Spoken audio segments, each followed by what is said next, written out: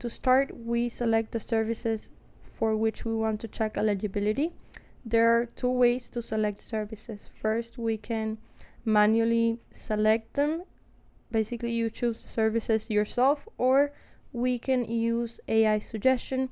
The system suggests based on personalized recommendations. We'll proceed with manual selection. Let's select the following services: blood pressure self-monitoring, diabetes prevention program, and healthy weight in your child. When I select blood pressure monitoring, a drop-down opens and it displays the eligibility requirements for this service. After I select all three services, I'll click on the check for eligibility and the results will appear in the right side. These are the eligibility results. The first one is blood pressure self-monitoring. This person qualifies as indicated by the check icon.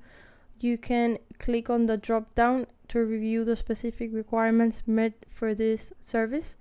Then we have diabetes prevention program.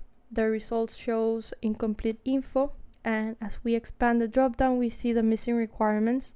We have A1C, fasting plasma glucose, and the 2-hour plasma glucose. To resolve this, we're gonna input the missing values. Once we save it, the system automatically updates to eligible. The system could have also said not eligible if we input a value that was outside of the range, but in this case she is eligible.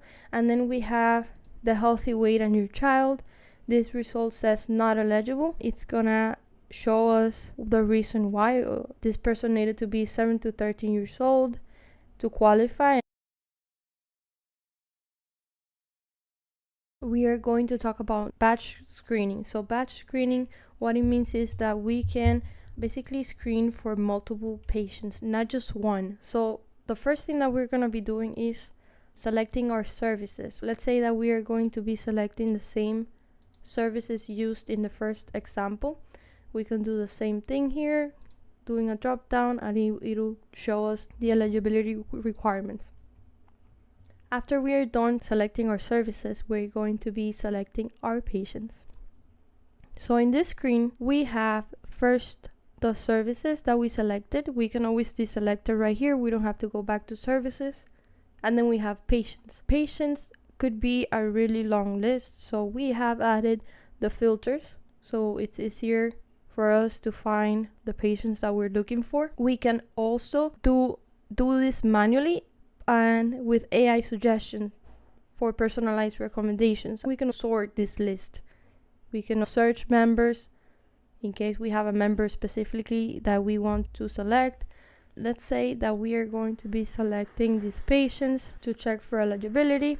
After I'm done selecting them, we're going to be clicking here, check for eligibility. This is going to give us the results for the patients that we selected previously. This is going to give us a new filtering option as well for results in case we only want to see the patients that were fully eligible, partially eligible, or not eligible. If we select a patient for the drop down, it'll give us the three services that we had selected.